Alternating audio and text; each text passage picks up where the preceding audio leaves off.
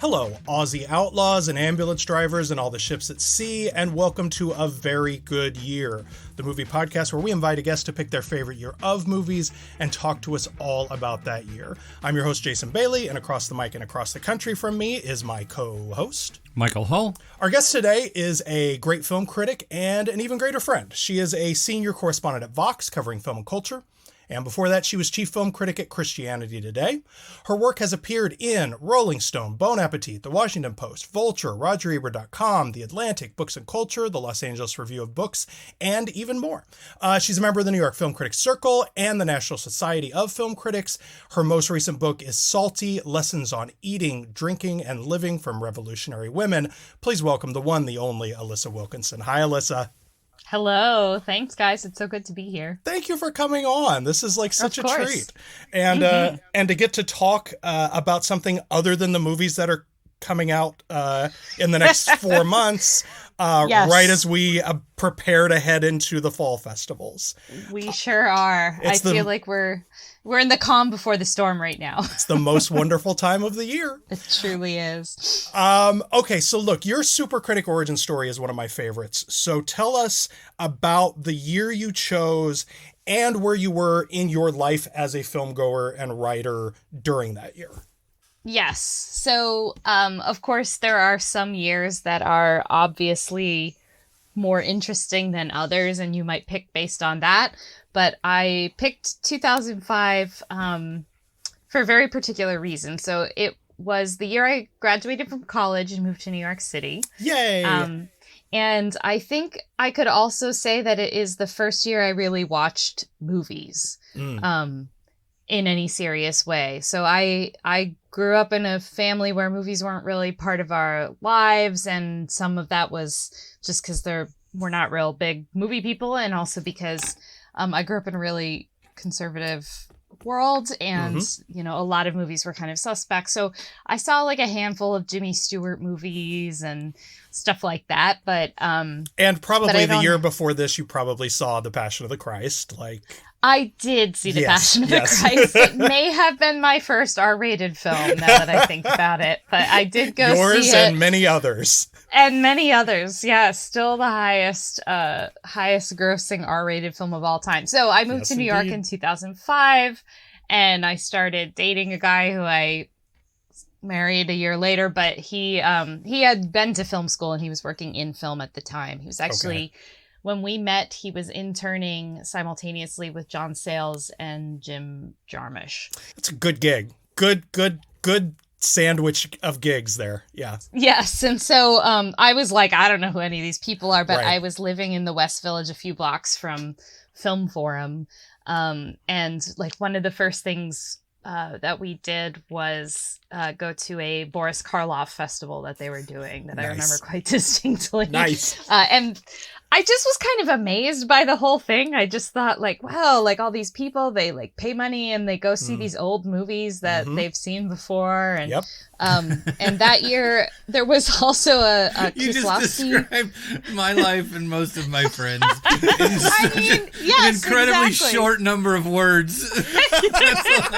They go see these old movies they've seen before. Yeah. This is what I do with my time now, right? Yeah. But there was also like a Kieslowski festival at Lincoln Center that year, I remember. So I just like saw all of those. And so, you know, with sort of the aid of someone being like, we need to go see this movie and we need to go see this movie, I started actually watching movies. And the following year I started writing, and I sort of ventured into a few like movie reviews because I was young and an idiot, and I was like, sure, I could do that. And of course, you know, a lot of being a good critic is really more about being a good writer than it is about having an encyclopedic knowledge of the back catalog of cinematic history. Or even a good opinion. In fact, having bad opinions sometimes makes you a better or more well-read, or more widely read critic. Exactly. So anyway, more employable. Exactly. So 2005 will always have a soft place in my heart, and I also, you know, sort of as an addendum, I'm delighted every time I'm at the IFC Center in New York because they run this sort of pre-show reel with just like like sort of small clips of directors talking about their films, and some of them are still the same ones they were running in. That's the same pre-show. Like, I moved here in 2006, and yes, that pre-show was running then, and it just still is. Just takes you right back, doesn't it?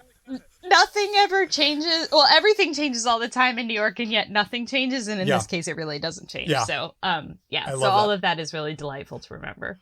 I love that. All right. Well, you've got a really sturdy top 5 here of some great movies from here and abroad, mostly abroad. Before we get into that, Mike is going to walk us through what was going on in the world outside of the IFC Center and their never-changing pre-show. Here's headlines. That's the news. 2005. Film forum was maybe the best thing happening in 2005. It started annoyingly when George W. Bush was sworn in for a second term and promised to send a bunch more people to Iraq to kill and die. This was one of my first, like, big sort of, like, when I had my Pauline Kael moment, like the sort of misquoted line about how could Richard Nixon have won? I don't know anyone who voted for him. But here's the thing, like, I was still living in Wichita, Kansas, and I didn't know anyone there who had voted for George. How was he possibly, how was this comically terrible president going to win again? And he did. He sure did. It was pretty depressing. Wasn't he running against John Kerry? Yeah, I mean, Democrats with their classic, not even trying even a little tiny bit. There's the line about snatching defeat from the jaws of victory. Who we should get for VP? Tim Kaine. He's gonna kill it. Okay, sorry, that was a different year. In February, no one will believe this. YouTube was founded. All right, so here we are in front of the elephants. Cool thing about these guys is that they have really, really, really long fronts, and that's cool. And that's pretty much all there is to say. I was just talking about this the other day. We couldn't remember whether YouTube existed when I was in college, but apparently it did. Right, because it just seems like it's existed forever now because it's so ubiquitous. It's very hard to remember. Like, you remember using a map? No, of course not. You think your grandparents knew how. You don't know. You don't remember how. Programmer and co-founder Jawad Karim uploaded, I don't know if that's how you say his name. Sorry, Jawad sorry if I'm messing your name up, brother. You're very rich. I'm sure you don't care. Uploaded a video called Me at the Zoo a couple months later, and a whole new paradigm of entertainment was launched.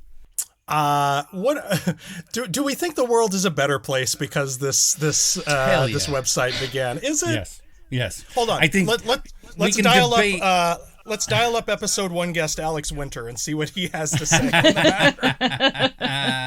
I think the debate is live on Facebook, but I think overall YouTube, I think overall the YouTube is still, I think there's a lot of loud assholes on there for sure. But I think mostly YouTube is for people who whose dad didn't teach them how to use a screwdriver or shave. You know what I mean? True. Or nobody's ever taught them how to make mashed potatoes. I think that's what YouTube is for more than anything else at this point. And a lot of people put their VHS rips of movies that never made it to DVD. So I do appreciate it for that. Yes. A lot of silence. I mean, fair enough. It's not unalloyed, but overall good. In April, Pope J.P. Deuces died, and they smoked out that old gnarly-looking fella, Benny. Bye. In May, the song My Number One by Greek artist Helena Paparizou won the Eurovision Song Contest. Do you remember that? No. No, you know why? Why, Mike? Because there are a dozen American artists from Tina Turner to Britney Spears who would have done a much better job with that song and, in fact, never would have cut that shit tune in the first place. There's a reason we don't listen to European music that's less than 100 years old because fucking Motown wasn't in Belgium. Am I right? Here's the thing. Here's what I love about headlines is that, you are the most unpatriotic, call America out on every foreign policy infraction ever. But when it comes to culture, this man bleeds red, white, and blue. He's waving a flag. He's USA, USA. Yes, you're right about European music, Mike. Carry on. Reports are just coming in of an explosion at Liverpool Street Station here in London. On that Aldgate, I can confirm a bomb damage to train, one carriage completely wiped out. At least 9 people very seriously injured and trapped. 2 confirmed fatalities. Looks like there's just explosion. White, big white, a disappeared, and then it was just smoke everywhere. In the tunnel, we was trying to close the doors because it was just smoke, you couldn't breathe. In July, 4 coordinated bombings in London killed 52, and they were quickly compared to the UK's 9/11 by people who really wanted everyone to think of it that way. Right. You know, really wanted to be excited about Iraq and all that. Then later in the month, a series of bombings were set off in the resort town of Sharm el-Sheikh in Egypt that killed 80. There was a lot of real terrorism happening at that time, and invading Iraq made it worse. Two things, one head. You know what I mean? There we go. There we go. And subtle, but in even many ways more profoundly devastating, is the lasting damage to the survivors' will to rebuild and remain in the area. The destruction of the spirit of the people of southern Louisiana and Mississippi may end up being the most tragic loss of all. George Bush doesn't care about black people. In August was Hurricane Katrina. Several good docs on Hurricane Katrina if you want to be big mad, because that's really the only reasonable reaction you can have to it. Boo! In October, Iraqi dictator Saddam Hussein was found guilty of just one of thousands of war crimes and crimes against humanity committed during his shitty career, mostly with our help, if we're keeping it a buck. And that's the real news from 2005. We were at war, and if you didn't like it, you were a bad person. And even though now everyone agrees we had no business sending our neighbors to kill and die there, we just don't talk about it anymore. It was a grim time to not want to go bomb brown people. Like, it really, and again, this is especially in Wichita, Kansas. There were not a lot of us out there like, maybe we shouldn't do this. Maybe we shouldn't be setting Dixie Chicks records on fire. You guys, I'm just throwing it out here. Good documentary though. Barbara Koppel, good documentary. Shut Up and Sing, Dixie Chicks. Sorry, go ahead. All right, let's stay focused on the important stuff. In November, the Xbox 360 came out. All right, now we're good. Congratulations, Mike. Yes, very good. Also in November, surgeons in France completed the first human face transplant. That sounds terrible. The patient took a face off, would you say? So the procedure had been outlined by John Woo 8 years earlier. I don't know why it took them so long to make it medical fact. Like, it's in the title. Okay. Apparently the lady took too many sleeping pills. There's some debate as to whether that was intentional or not, but the effect was that when her dog tried to wake her up and she didn't wake up, the dog panicked and scratched her entire face off. Oh, I don't know that we needed all the details of the face off. I think Alyssa needed the details. I think Alyssa might have needed the details. I remembered the details as you were saying them, unfortunately. Yeah. And finally, because it was such a good year, in December, whoever makes such decisions decided to add 1 second to the year 2005, making December 31st, 2005 officially 23 hours, 59 minutes, and 60 seconds long. Okay. That's very exciting. Some new words were recognized by whoever decides those decisions. Glamping. What? Locavore. Nope. Microblogging. Yep. Ah, that one I know. Yeah. Pre-exposure prophylaxis. Okay. Yeah. Ransomware. I remember that. Yeah. Rock snot. No idea. Like, is that not a cocaine reference? That has to be a cocaine reference, right? That has to be. Sounds like it. Sexting came out in 2000. Never heard of it. No. Yeah. No. I'm sure. Truther and vodcast. Jason, what the fuck is a vodcast? I have no idea. I assume it's a podcast on video. 17 years later, we still haven't come up with a better name for it because vodcast did not stick.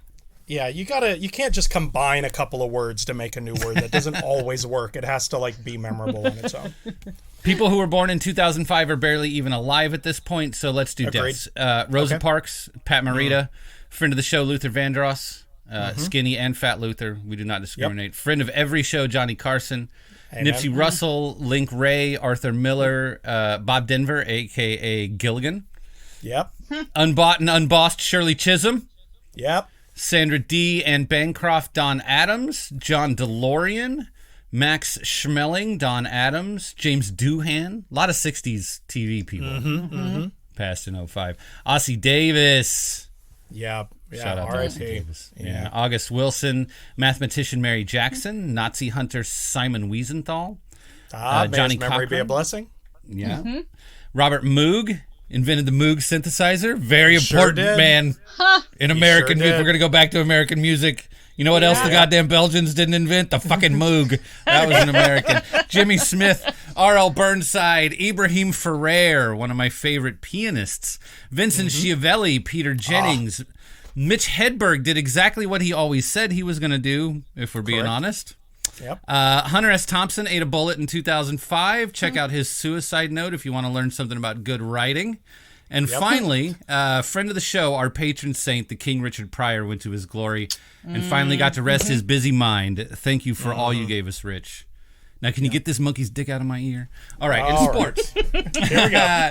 The New England Patriots beat the Philadelphia Eagles, blah, blah, blah. Fucking Tom Brady, whatever. The Chicago White Sox swept the Houston Astros to win the World Series.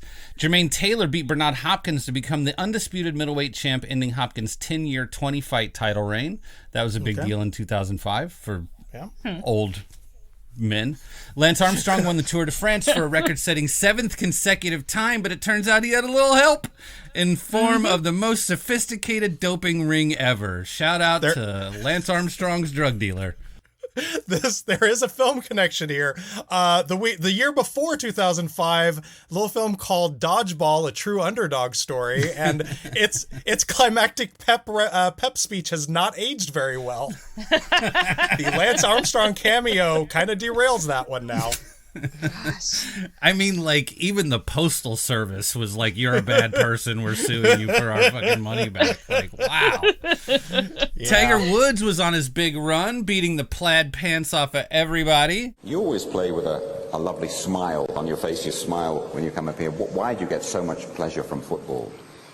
Bueno, estoy siempre sonriendo porque tengo la felicidad de hacer las cosas que más amo en mi vida, que es jugar al fútbol. Entonces no hay otra manera de no jugar contento y sonriendo.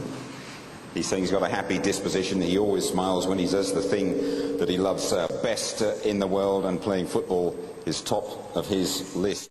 And finally, there was no World Cup in 2005, but Ronaldinho was elected FIFA World Player of the Year and will forever be first in my heart. Shout out to Ronaldinho. That's sports, and that's headlines. Thank you, Mike. Alyssa, you ready to do a top 5? I am. All right, we talked before the show, and List Queens will be happy to hear that this is a ranked list.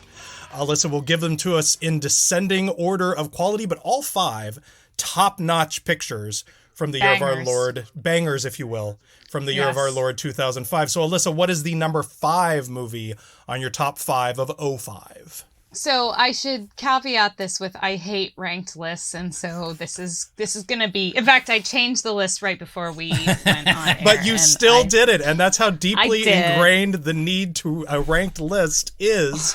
I just hang out with a lot of middle-aged men is my problem.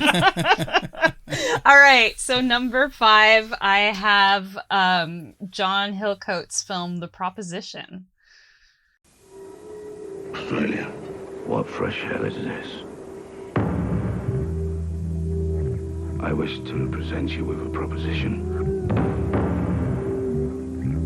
You want me to kill me brother? I want you to kill your brother.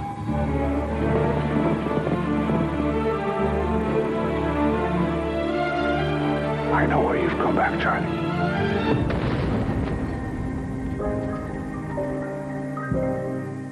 Now this is a pretty grisly little item to lead off with.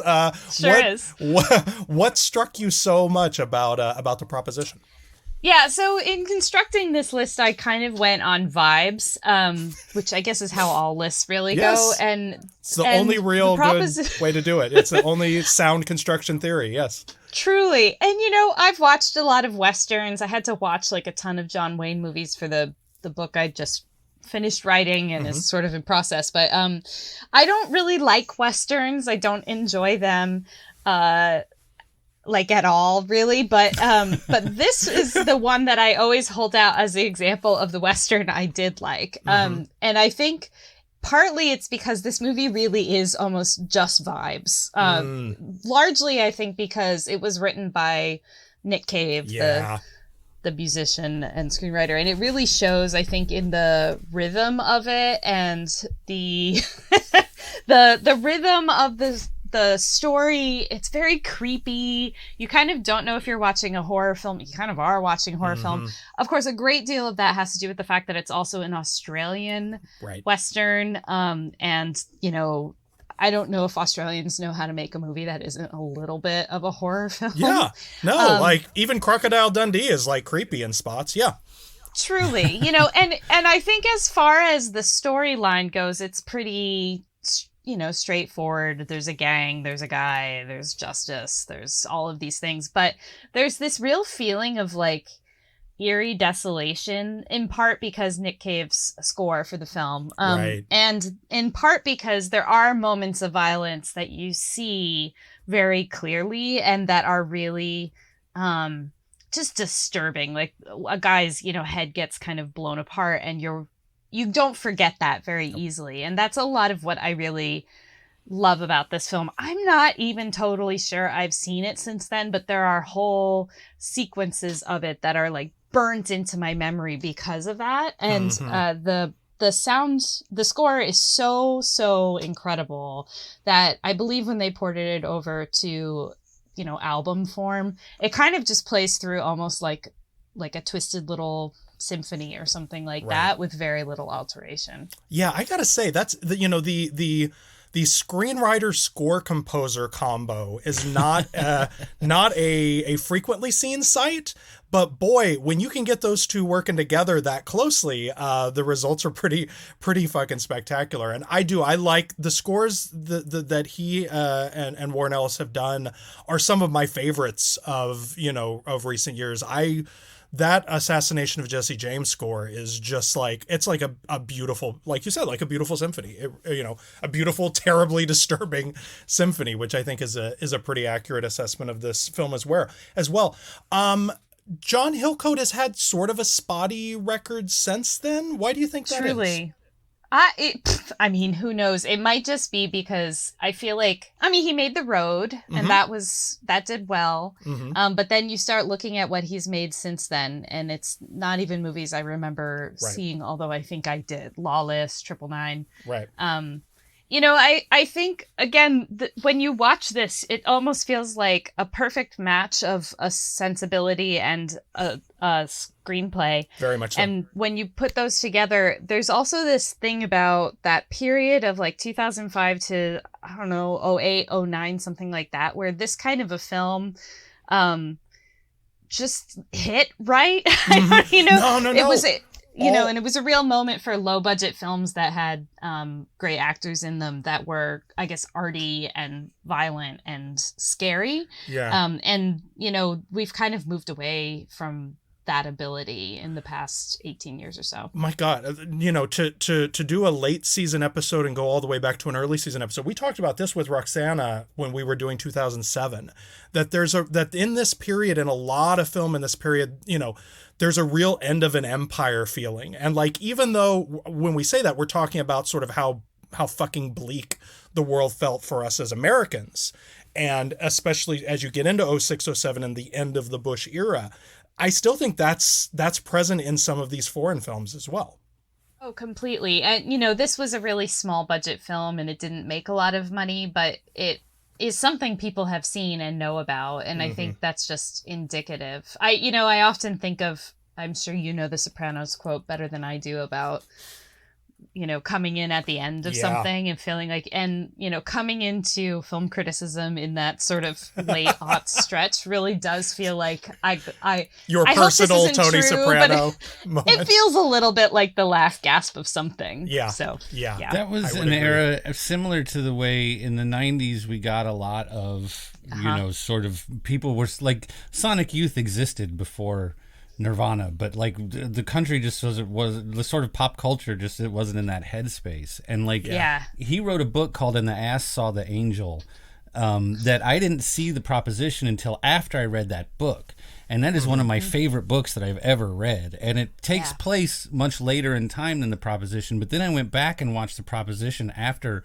finding this incredible book, because I was always sort of so on his music, but then this book blew my mind. And Proposition, even though it's a different sort of time, they're both Australia, they're very tonally similar, and the music in the movie is is, as you're saying, like sort of is, you can tell that like the music was moving around in his head while he was writing down the words, you know, it's that sort of, you know, but absolutely. I think like in a way sort of the world and the culture got depressed enough to be able to like work on Nick Cave's level for a little while. Yeah. And that was when, you know, he had those opportunities and those things landed. The book is really good. If you like The Proposition, and The Ass Saw the Angel is wild. He wrote another book that's like a novel about a guy who just really loves Kylie Minogue, and it just feels a lot more like the book you think he would write. You know, it's much less satisfying, frankly, because it feels like and The Ass Saw the Angel is wild. If you like The Proposition, you'll like it. He's a fascinating artist, and his perspective, not to compare him to Cormac McCarthy just because The Road came up, but there is like a lot of harmony between his weird vision of the world and McCarthy, and you just get that emptiness and bleakness, and also the sense that there's something else going on there that's human between the characters. So I think it's a really spectacular movie. Speaking of bleakness, Alissa Wilkinson, what is the number 4 movie on your top 5 of 2005?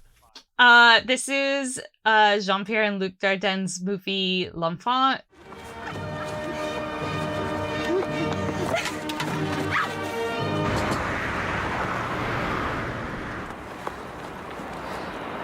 Renard? Il est où, Jimmy? J'ai vendu. Which is The Child in English. I don't know if this is their best, but it's up there with their best. You know, I'm reminded of this movie, or I was reminded of this movie every year when I would teach film and have my students watch this movie, specifically to think about acting, because they were shocked to discover it wasn't a documentary. I mean, these are undergrads, really, but it's got this naturalism to it that, you know, if you've never encountered it, and keep in mind, I had definitely never seen a naturalistic Belgian film before I saw this movie. And it really like hit me like a ton of bricks. You know, it's kind of an incredible story where you almost don't know what it means at the end, and you're kind of caught up in it the whole way through it, even though what's happening on screen is like not a thriller technically, but it feels like it is. You just don't know what this guy's going to do with this baby, and you know, neither does he. And he's the child, right? But you know, the memory I have most attached to this film, which is incredible, and it won the Palme d'Or, so it is incredible. But the memory I have most attached to this film is it was the first moment that I recognized what sound design could do in a film. I remember saying to my boyfriend at the time, husband now, wow, like European films, you can hear them walking. And he kind of stopped and said, I guess you're right. And of course, I didn't know what I was talking about, but there is an element of but you sound were right. design. Yeah, well, in films like this, where you hear them walking, you hear the crunch, you hear like tappings, and everything's a little heightened. And in this case, I think it's because you're kind of being brought into the headspace of Bruno, who's Jeremy Renier's character. But that was really striking to me. It was like me learning. Actually, I would say most of the films in this list are films that taught me how to watch a movie. And that was really what I took away from this. I also have to say, it took me years to realize that Jeremy Renier and Jeremy Renner are not, in fact, the same person. And is the most...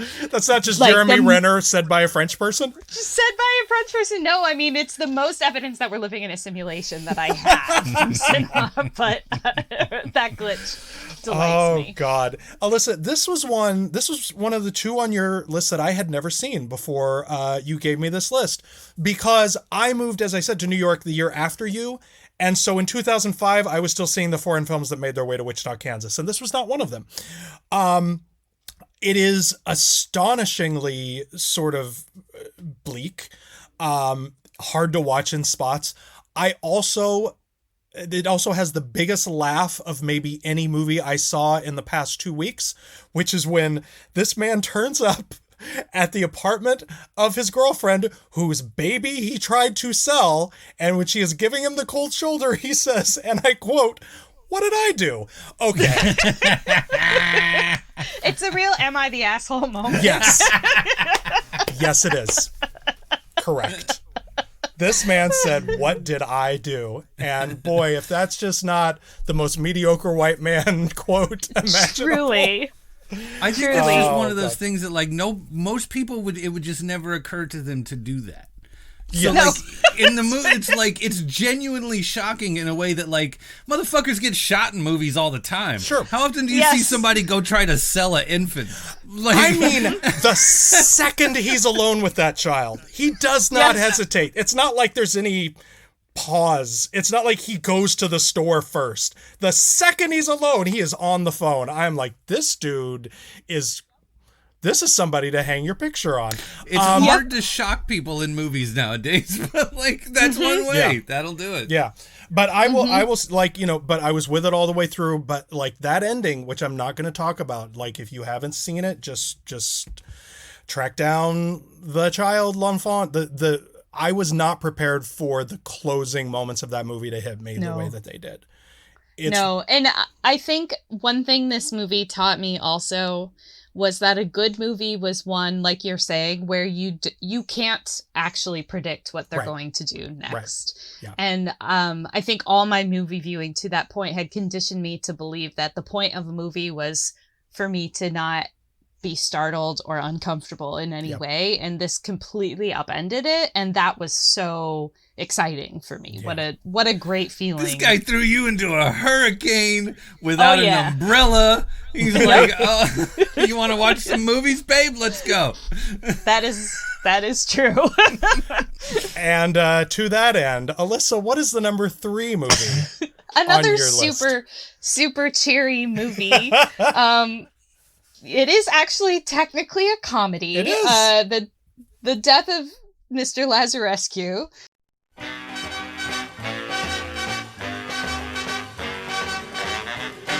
Dămiță, am durere de cap. Alo, da. Salvarea. Tot eu sunt de Lăzărescu. Reține următorul aspect. 1. My Romanian's a little rusty, so I can't tell you exactly how to Christy Poiu. I don't know. I've never Sorry, I can't tell you. We're writers. We're not speakers. We write these names down. True. We don't say them. We're the kids who pronounced all the words wrong because we read them in books. Right. So, I was trying to describe to someone recently what the difference between a Romanian tragedy and a Romanian comedy was. And my answer was that in the comedy, at the end, everybody dies. And that is sort of the vibe, at least for the movies that get ported out to the international box office. It is a funny movie if you know it's supposed to be funny. Correct. And the whole concept of it is just that this guy, he's sick and he's going to die, but every time they show up in an emergency room, the doctor's like, no, we can't treat him. You're going to have to go to this other hospital. Yep. And so it's a little bit maybe Kafka-esque, you could say. It's a little bit of like, it feels like the gods have condemned somebody here to a horrible, just never-ending nightmare. Mm-hmm. And he does die. The spoiler's in the... It's right there in the title. It's okay. Title. We're going to spoil it. Yeah. But, again, I feel like from this movie, I learned many things. One of which was that bleakness could be funny, and it was. I also... I don't think at the time I was very attuned to the indignities of the medical system in the US, but had I been, I feel like I would have seen some direct correlations here. I certainly, I have a little brother. I've been in a lot of emergency rooms. So, you can imagine it there. But in general, I just think I loved that I was watching a movie that was technically about a guy, but really about a system. Right. And that is not easy to pull off. It is something that people from Eastern Europe and former Soviet bloc countries tend to do really well. Yeah. But the use of what is essentially satire to point to something kind of wild and having it hit with an audience was really, really exciting. Yeah. God, I can't imagine seeing this with an audience. This was the other film that I hadn't seen before. The first doctor at the first hospital is the most loathsome character I've seen in a film this week, and I watched a movie about a guy who sells his baby. That's how much I fucking hated the first doctor at the first hospital. There are other, almost as hateable characters later on, but the guy who kind of looks like Abe Lincoln, he rubbed me the wrong way. Did not care for him. Did not care for him at all.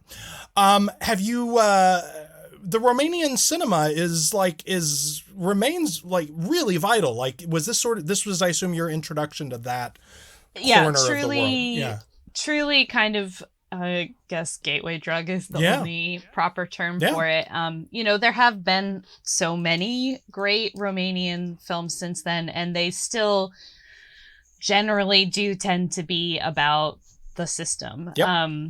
And that, I don't know, that's exciting to me. It's something I don't really see happening a lot in film. And one of the best ones that I think I've seen and a lot of other people have is 4 months, 3 weeks, 2 days. Cristian Mungiu makes a lot of really incredible films. RMN from last year was kind of criminally underviewed because it's incredible. But I wish we had more of that in our own country, and that it would be widely viewed. But the ideas poured over. They're talking about the system in those Marvel movies. They're talking about how helpful the CIA is. It's totally fine. Sure let's do a pick me up, Alissa. What is the number 2 movie on your top 5 of 05? So I have very soft spot in my heart for Wallace and Gromit: The Curse of the Were-Rabbit. As do I. Wallace and Gromit made a tiny mistake. Switch it off. That became a big problem.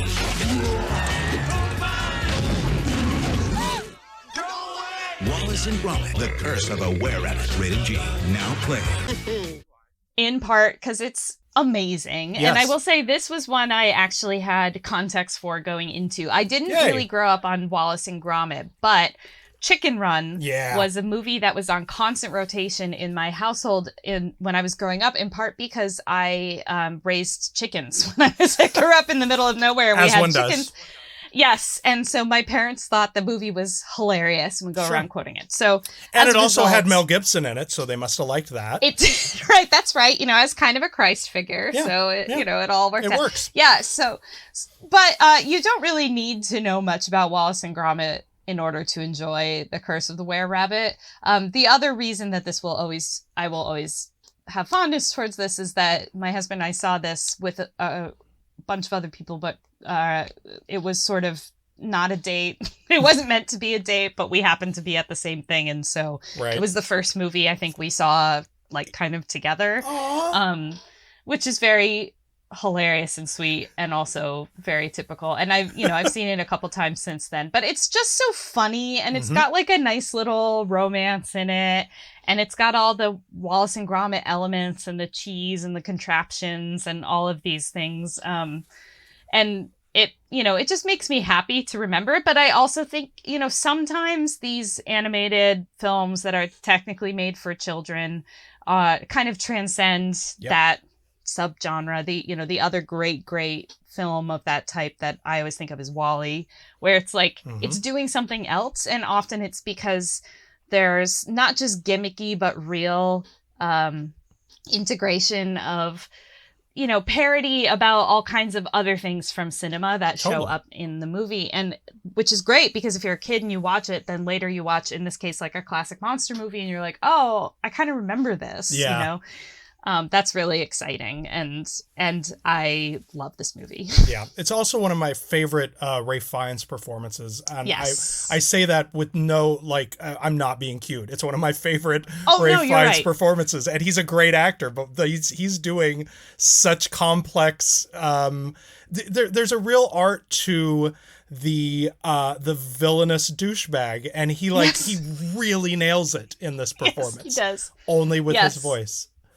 I did a Q&A with him a few months ago at IFC, and we were sitting in the back green room, and I was trying to figure out what you do and don't say to Ralph Fiennes when you're just killing time. Yes, and I just he couldn't seems bring myself to intimidating. say, I love your work in Wallace and Gromit. I was tempted, I'll tell you that. I'll bet. Yep. All right. Well, here we are, the cream of the crop, the top of the mountain for a really big year. So, Alissa Wilkinson, what is your number one movie of 2005? Michael Haneke's film Cachet. On nous envoie des vues de la maison. Il a dû rester là un bon moment. La cassette fait plus de 2 heures. T'as pas une idée, toi, qui pourrait s'amuser à ça? And if we want to talk about movies that really like blew my mind with their formal tomfoolery, it is this movie, right? This movie. I'm sorry, I think you're the first person who's ever used the word tomfoolery in relation to Cachet, but please carry on. I mean, it is, right? You know, you don't realize at the beginning of this movie what you're seeing, and that continues throughout the movie. Sometimes you're watching a tape that was made that the characters don't know how it was made. They just know they're watching a recording of themselves. Sometimes you're watching the characters just sort of, you know, in the world of the film. And I won't spoil it, but there is a moment of such shock about 2/3 of the way through this movie where something happens that you're just so not expecting. I mean, you might be, if you know more about Michael Haneke than I did when I watched the movie. But it's like brilliantly bleak and brilliantly confusing. And I have no idea what happens at the very end of the movie. And I love that. Again, this was a moment where I thought, wow, I can be confused by a movie. A movie can play with my expectations. A movie can, reveal itself in ways that aren't simple plot twists, and that can be good, and that can be exciting, and that can like inform what I'm supposed to be thinking about when I watch the movie. And of course, now I've seen many more of his films. I know that this is something he likes to do, and that he often kind of buries what his films are really about behind these things so that you really have to dig for them. And I love that. It's probably not for everybody. But with Cachet, which I believe means hidden or secret or something like that. Yes. It was very much the English versions of these titles are Hidden and The Child. And it's like, you know what? They just sound cooler in French. I'm sorry. They really do. Don't try to look for this movie under the name Cachet, because it will not get you anywhere. You're going to have to look for Hidden. Hidden, yes. Then you'll. Yes. No, but I mean, you know, all of his films also are kind of allegorical, and nobody knows what they're allegorical quite about. You know, he's not going to tell you. But this one, you know, maybe it's about guilt. Maybe it's about, you know, the colonialism. Maybe it's about collective memory. You know, and I thought about that when I saw, I believe it's Happy Family is one of his later films that I saw at Cannes. And if you just watch it not realizing what he does, you'd be like, what is the point of this movie? It's just rich people arguing with each other. And then you really have to realize it's happening near a place where migrants are dying trying to cross the channel to freedom, and then you start to realize what it's about. This movie, I did not know that at the time at all. I was just shocked and amazed by the movie, and it's also genuinely good. Yes, it is. I do remember that ending being extremely controversial, even among art house denizens, and lots of furious letters to Roger Ebert's movie Answer Man and the whole 9 yards. Well, so Ebert wrote you've read his review, I assume, of this movie. Have you read Ebert's review of this? It came out, I think like so. 4 or 5 years later, actually, and he's talking about, he like even gives like a time code for the DVD of the sort of, you know, the specific shot that is the smoking gun that tells you who was sending the tapes, right?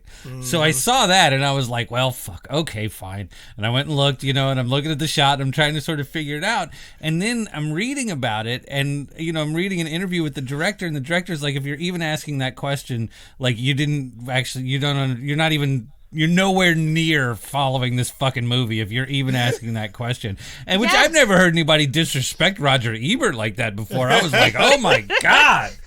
That's just... Well, Michael Haneke would be the guy. He sure would is. be the guy, right? Sure I mean, Yep.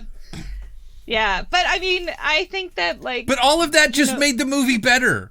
Exactly, all of that just made it exactly. better. I didn't actually need an answer. And in fact, the fact that the director is like sort of like, oh, I don't even remember.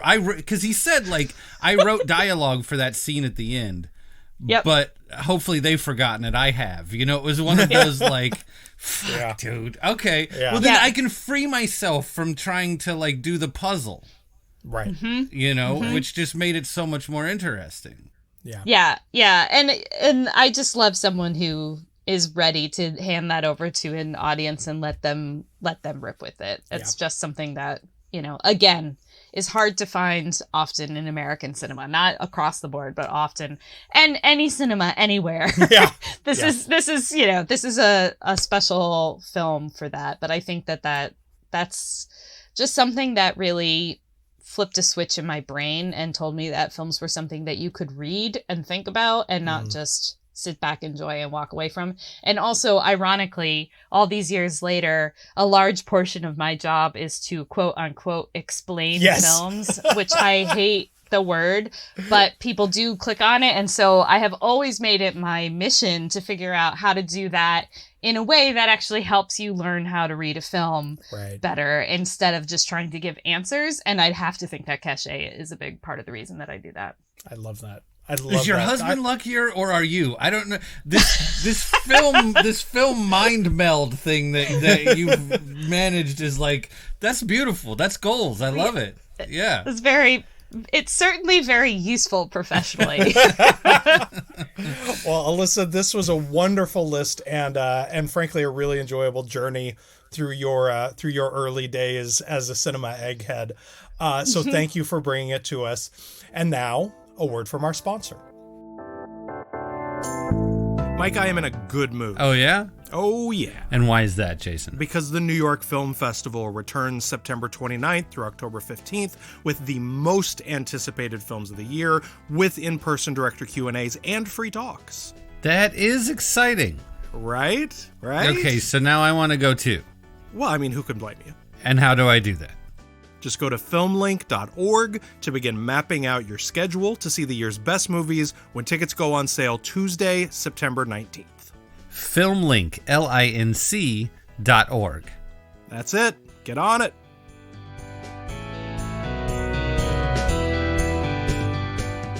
All right, let's find out what films were winning trophies and making money. Here's Mike with awards and box office. Sell out with me, oh yeah, sell out with me tonight. The record company's only kidding. Oh boy, here we fucking go. Are you sure we can't just skip this one? It's like every third episode. Nope. Best Picture, Best Original Screenplay to Paul Haggis and Robert Moresco for Crash. Lord have mercy. This fucking movie. This goddamned movie. We'll get into this in the after show, but this really this was the first moment where I was like, oh wait, fuck the Oscars. The Oscars suck. Dude, nobody voted for George Bush and nobody liked this fucking movie. The fix is in. The fix was in. Alissa, where do you land on Crash 2005, not the Cronenberg?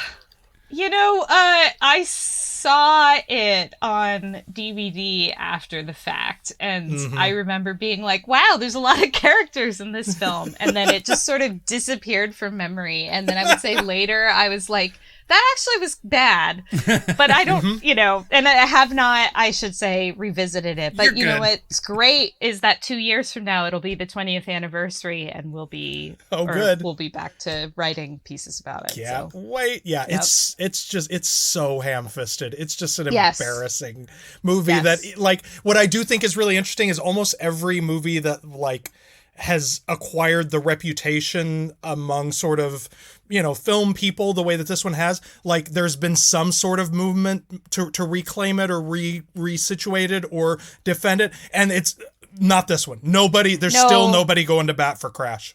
I think it's the definition of a movie that's aged poorly. It sure has. In every single way. Sure Best has. Director Ang Lee, Best Adapted Screenplay to Larry McMurtry and Diana Ossana for Brokeback Mountain. boy, that's a good movie. I sure wish that movie would have won the award that everyone thought it was going to win at that year's Oscars. It's just good. It's just quite good and modest and sensitive and thoughtful, and everybody's just acting their little hearts out, and it's just a really good movie.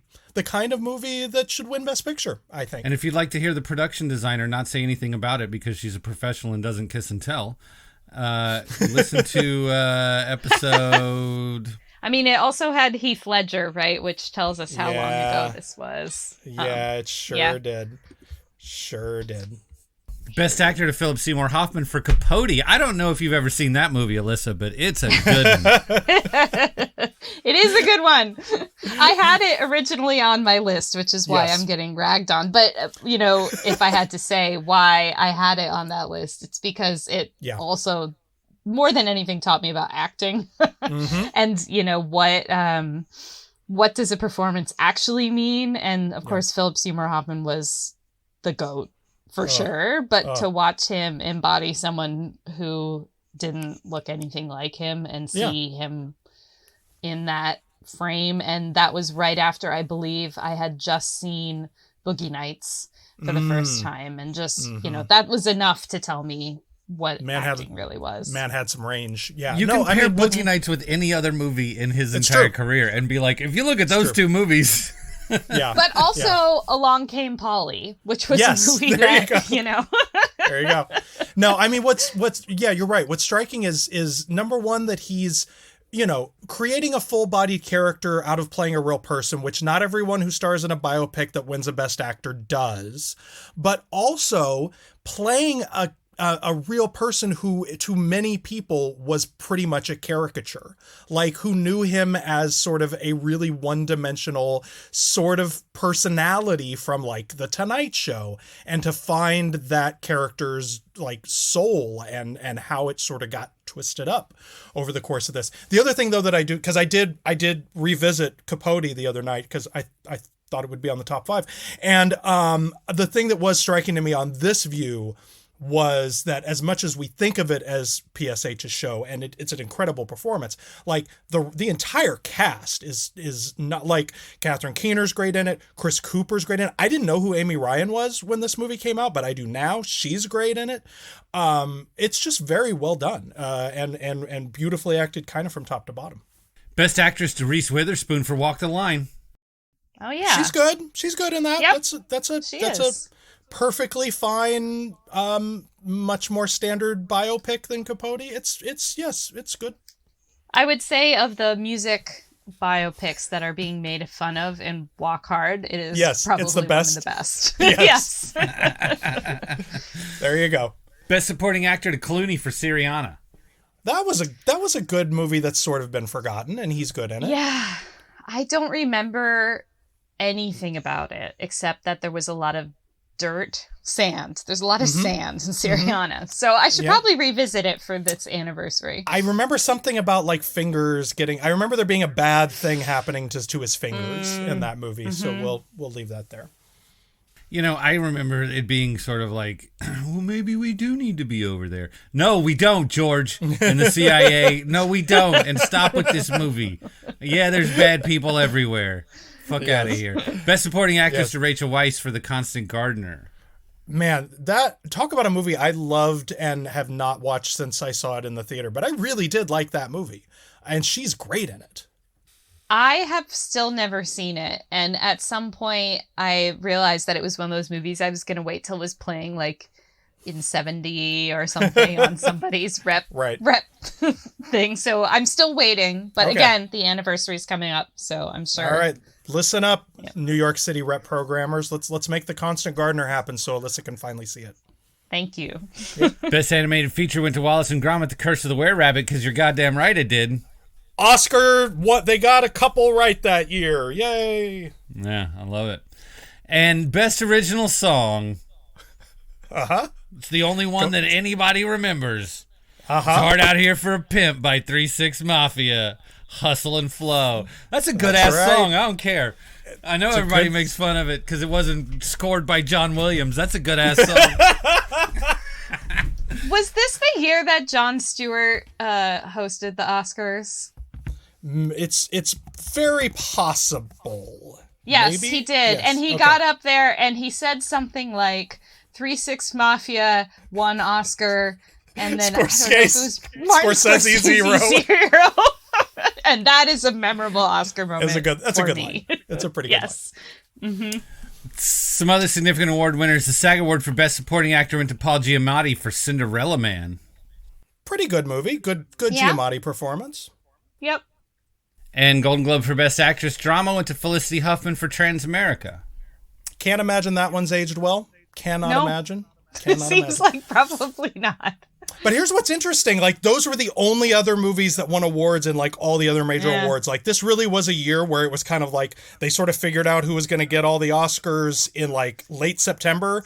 And everybody just sort of marched through and got all of them, which I think is important to understand in the context of why everybody shit their pants when Crash won. Because Brokeback Mountain had won all of the Predictor Awards, except I think the SAG Awards. And that's actors, and they don't know what the fuck they're voting for. So it was just surprising. It was very surprising because it was a very predetermined awards landscape that year. Yes. All right, Mike. Now, I'm sure all of these high-minded films that we've been discussing all were at the top of the box office for 2005 as well, right?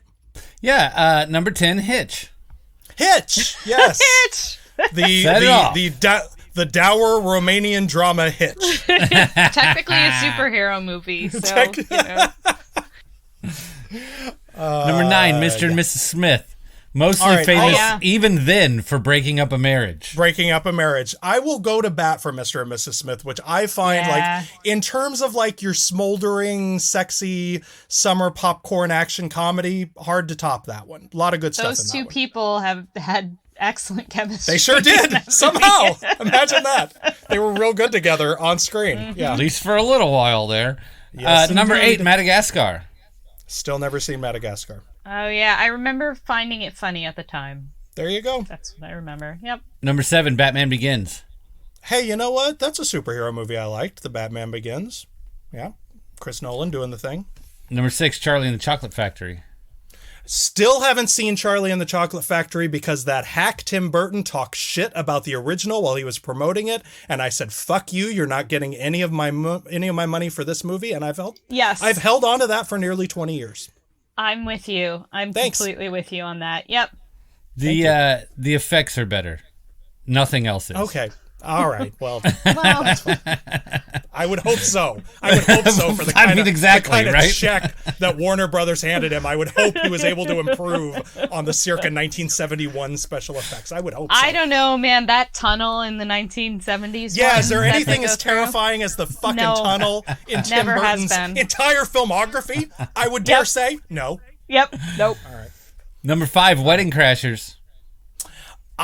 Remember when that tall guy was a thing?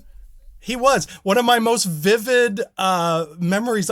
We saw a whole group of us went to the drive-in. We saw Wedding Crashers and the 40-Year-Old Virgin. And after the Wedding Crashers, Rebecca Rhine, shout out if you're listening, Rebecca Rhine, said, "Less syrupy stuff, more jokes and boobs." And you know what? I think she was right about Wedding Crashers. Yeah. Yeah. There was some funny stuff in it, but it was, too syrupy, needed more jokes and boobs. Mm-hmm. But it was one of the early R-rated comedies, right? It was. Broke a huge barrier. Yep, yeah, I'm pretty sure that director went on to make the Stone Cold comedy classic Eurovision.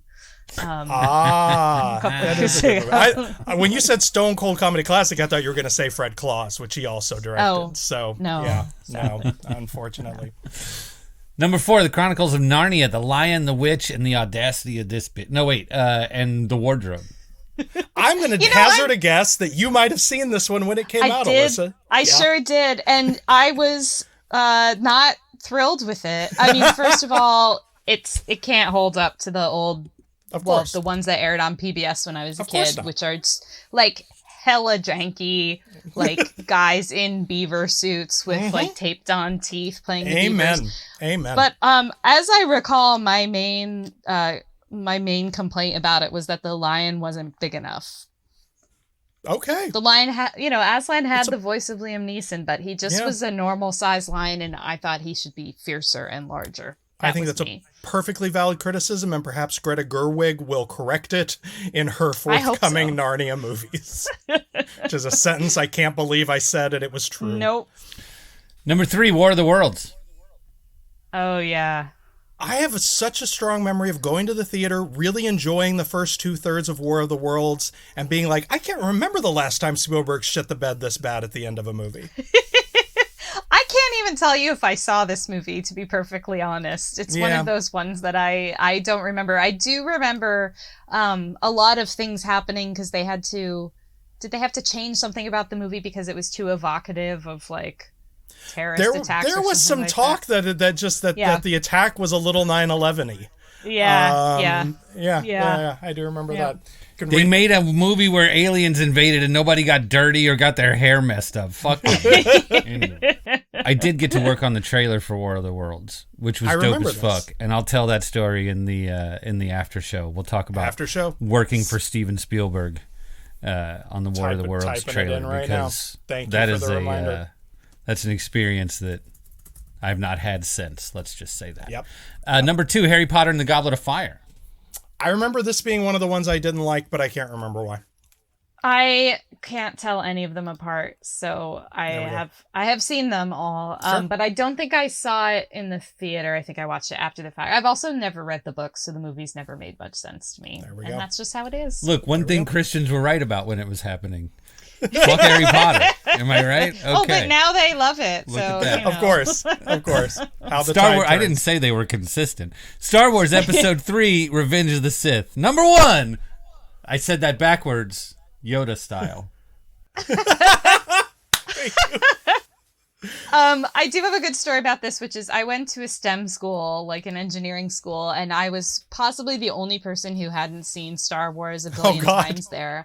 And my boyfriend at a STEM school, the one I married, the one in college, yes. And my boyfriend at the time was like, "Well, you have to watch them." So he sat me down over what I think was a period of like a week, and we watched 4, 5, and 6, and 1 and 2, and then finished number 2 and got straight in the car and drove to the theater and saw 3. And I had no taste or any idea what was going on, and I was so swept up in the narrative by then that I was like, this movie rules, this is amazing. Like, wow, what a story. And then I think it took me like a solid year to realize that people really hated this movie. Like a lot. And that was an education. Yeah, but you know what, here's the thing, they don't all have to like it to get them to go see it, and it was the number one movie at the box office of 2005. All right, Alyssa, you ready for a lightning round? I am.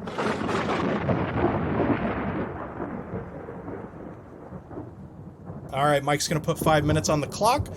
Brief thoughts if you have them, pass if you don't. And here we go.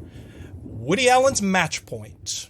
First Woody Allen movie I saw, and I thought that's what all his movies were going to be like, and they weren't. Me and you and everyone we know.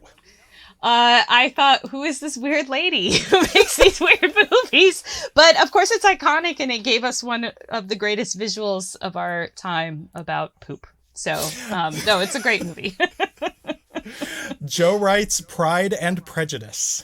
Oh, yeah. I liked that movie a lot more than most people did. In part because while I had seen the Colin Firth one, it for me was not canonical. And there were elements, I believe, mostly having to do with Donald Sutherland that I really liked about it. George Clooney's Good Night and Good Luck. I really still like this movie. I can see its rough edges now, but I used to show it in classes, actually, to students. I just think it's got a lot of charm and style, and it's also about something that a lot of people don't know anything about, which I think it's janky now in the way that it handles it, but I still think there's a lot of merit to it. The other Steven Spielberg movie of 2005, the controversial Munich. I saw Munich, and I don't remember any of it except Eric Bana, who's very pretty. That's a thing to remember about it. Yes. Alyssa, did you see Memoirs of a Geisha? I did not see Memoirs of a Geisha. I still haven't seen Memoirs of a Geisha. Yeah. Nor have I. Terrence Malick's The New World. Yeah, amazing. It was, I think, my first Malick, and this was the movie that I went and saw, and then the next week I found out I had mono. And I thought, no. I don't know if that's why I couldn't stay awake or if it was the movie. And that is my great memory of that movie. Noah Baumbach's The Squid and the Whale. Do you know, this is really depressing, but that is the one movie of his that I have not seen somehow. And I know I will love it, and I think I'm probably waiting for a rep screening at this point. It doesn't seem like it's a long shot here in New York that someone's going to screen that on a screen. 3 smashes of contemporary musical theater got film adaptations that mostly were poorly reviewed and did not make much money. The Phantom of the Opera, Rent, The Producers. Okay, so of those at the time, the one I had seen is The Phantom of the Opera, and I saw it close to 1 billion times. We were really into it in college, and I've seen it a bunch. And that is what I thought Gerard Butler did for a long time. And then he turned up as what he does now, which is basically a genre unto itself. And I thought, and then I went back and watched it and realized he can't sing at all. So that's probably why. That's probably where he should be. Yes. Rent or The Producers, seen? So I've still never seen Rent. I've never seen any iteration of Rent. The Producers we did watch, and it's delightful, but I don't really remember much about it, other than sometimes I hum Springtime for Hitler to myself. To yourself. Yes. Sam Mendes' Jarhead. I don't think I actually saw that movie. Shane Black's Kiss Kiss Bang Bang. I did see that and I don't remember it. Robert Rodriguez's Sin City. Oh, that was one that I was still kind of like, am I supposed to watch movies that have Am I allowed to see this? Yeah. So I didn't see it. But it is another one that feels like it really deserves the theatrical experience. So I'm waiting. Yes, it's an extremely 2005 movie. Peter Jackson's King Kong. Yes, I did see that. I didn't have a lot of feelings about it at the time. And at the time, my boyfriend, now husband, was working as a cater waiter. He was temping, when he was between jobs, and he did the premiere for that. And the only story he had was that one of the Olsen twins was at the table that he was waiting.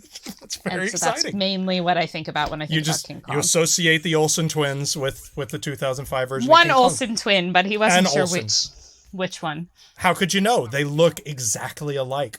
The Hitchhiker's Guide to the Galaxy. Yeah, I have a huge fondness for this, and I think I had the mega book, like all 5 in one volume that I read in college, and so I went and saw it, and then I don't remember the movie, but I was very excited for it, and I definitely watched it, and that's where my memory ends. I do carry a towel whenever I travel, though. Last but not least, the aforementioned 40-Year-Old Virgin. Yes, I mean a classic, right? It's I don't know. I like those movies. They don't need to be anything other than what they are. Yes. And also, I'm not totally sure I had seen Steve Carell in anything before that. And now, as I approach my own 40th birthday, it is quite funny to think of him in that, because he has always seemed way older. Much older than any of us. Yes, he seems to have been born at about 47. Hey, can I add one? All right. Yes, of course. Can I add one? Did either of you guys see Instructions for a Light and Sound Machine? We can't leave 2005 without mentioning this movie. For proper film nerds, like, it's made by this Austrian film professor, and he took a film print of The Good, the Bad, and the Ugly, right? And then he cuts it up and makes it into a different movie where Tuco comes into town and gets into a gunfight, kills some people, gets hung for it, and then goes to hell. He takes an Italian Western and turns it into a Greek tragedy. It's 16 minutes long. It's on YouTube. It's called Instructions for a Light and Sound Machine. It's hard to sit through in one sitting, even though it's only 16 minutes long. But if you've never seen it before, like proper fucking film nerds, especially like if you're as familiar with the good, bad, and the ugly as anybody who's like has TCM will be, right? It's a fucking wild fucking movie, dude. Like, highly recommend Instructions for a Light and Sound Machine. I love that. We will put that on the Substack so you can just watch it right there on the page. All right, Alissa, well done on the lightning round. Let's throw it to our friend W. Axel Foley for a quick PSA. Head on over to your favorite podcasting app. Give us a star, a rate, a review. Give us a written review and tell us that you love us, because that's what lets people know that we're here. And Alissa, where can people follow you on social media? Kind of for this week, anyhow. Please leave me alone. On Twitter, kind of. So you can find me on Twitter, or whatever we're calling it these days, where my handle is Alissa Marie, and then everywhere else is just Alissa Wilkinson. I just unfortunately got Twitter like 19 years ago and forgot to make it my last name. So that's where you can find me. I also, everything I write goes on Vox.com. So that is where my work is. I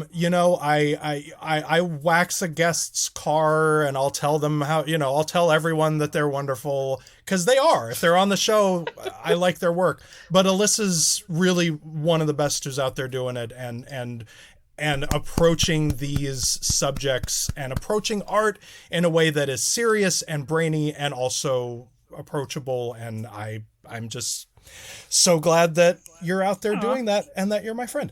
I'm Fun City Cinema on Instagram, Jason-Bailey on Blue Sky and Letterboxd, where you can find under my lists the top 5 for every damn episode of the show. Mike, where can people find you? How about Fifth Column Films on YouTube, where you can watch a logo of this show while you listen to it? It's actually not very exciting, but it is there if you'd like to watch it. Some people prefer to watch things on YouTube. And if you're on Substack, well, so are we. A Very Good Year.substack.com, where paid subscribers get bonus episodes, bonus writing, and much more. Mike, before we go, what is your favorite movie of 2005? I gotta go with Lady Vengeance for this year. Park Chan-wook made a 3-part Vengeance trilogy, although like the stories they're not like sequels. The stories don't connect. It's not like John Wick 14 or whatever. it's just sort of thematically combined. And so the first one was Sympathy for Mr. Vengeance. The second one is by far the most seen, which is Old Boy. And then the third one is Lady Vengeance. And it is just sort of, all the sort of like controlled chaos and sort of stylistic switch ups that South Korean cinema has become really famous for, sort of starting with Old Boy, right? I feel like we were sort of all like very Hong Kong focused, sort of up until sort of Old Boy. And from Old Boy on, we've sort of shifted in a lot of ways to South Korean cinema. And Lady Vengeance is just a really great example. It's all the things that you like, but it's sort of early enough in Park Chan-wook's career that it's still like there's an incredible amount of sort of vibrancy and excitement in the movie. It's just a cool fucking movie. And it starts in the very beginning, Lady Vengeance gets out of prison. She does a 13-year prison stint, and she comes home to the Christian missionaries that she used to hang out with, and they're all eating big blocks of tofu. And the pastor holds out a plate of tofu and says, here, when people come home from prison, they eat tofu because it's white and it signifies that the purity of the life they're going to lead. And she fucking knocks that shit on the floor and the movie just goes. So, Lady Vengeance, dude, that's a great fucking movie. How about you, buddy? I've given this a lot of thought, and I landed on The Matador, which I'm not even sure. I don't even know if it was in my top 5 in 2005, but every time I go back to it, I'm just sort of astonished at the delicacy of the tone, of how deft the dark comedy is, of how gingerly the writer and director Richard Shepard weaves in the pathos. I think it's maybe my favorite Pierce Brosnan performance. I think it's maybe my favorite Greg Kinnear performance. And like, this movie came out on like December 31st. It was a Weinstein Company release. They fucked it all to hell the way they did so many great movies in this era. But like, it occasionally streams here and there, and it's worth tracking down. That's The Matador. All right. Thank you again, Alissa. Thank you. This has been really fun. Yay. Thank you, Mike. Thank you, Jason. And thank you for listening.